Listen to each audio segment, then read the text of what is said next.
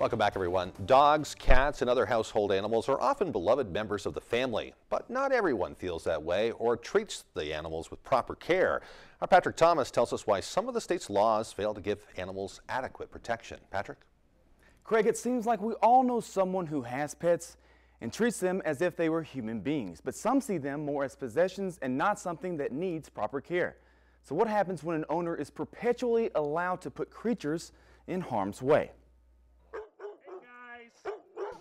Maine is one of the safest states in the nation for animal welfare laws. What's surprising is what keeps slipping through the cracks. You know, in some cases these people have been convicted once, their animals have been taken away, and it's allowed to happen again.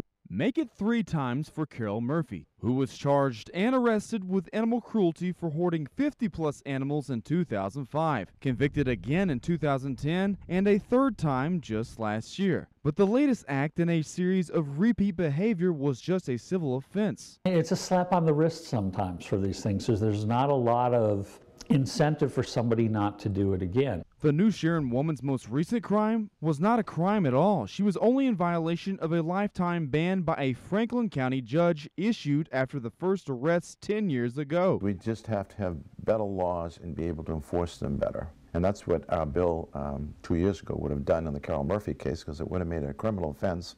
Therefore, they could have gotten into her property long before they did. Robert Fisk's 2013 proposed bill to make post-conviction possession of animals a felony was vetoed by Governor LePage after approval by the Maine legislature. I mean, the amount of money we spend in the animal welfare program to protect animals is minuscule. This pie chart shows how much the Animal Welfare Division received in revenue this last fiscal year. 34% came from registered feeds. Another 33% spaying and neutering, and a lowly 16% from dog licenses. In total, almost $1.4 million. It makes me angry because, you know, if the department puts all its resources and investigates, the DA prosecutes, we get an order, and then it's not even enforced for one single day, that's frustrating.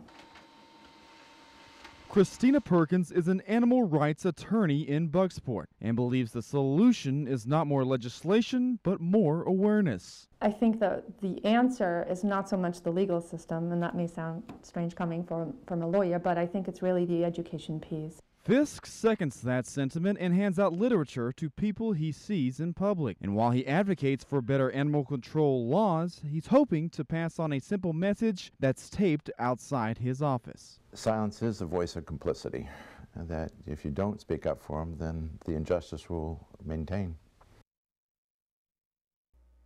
Craig Murphy was summoned to court in December but failed to show up. Assistant Franklin County District Attorney Josh Robbins says he hopes her latest actions creates incentive to pass new legislation in Augusta. We'll have more on this tonight at 10 and 11. Craig, back to you. All right, Patrick, thank you very much for the report, and we will continue to follow that topic, too.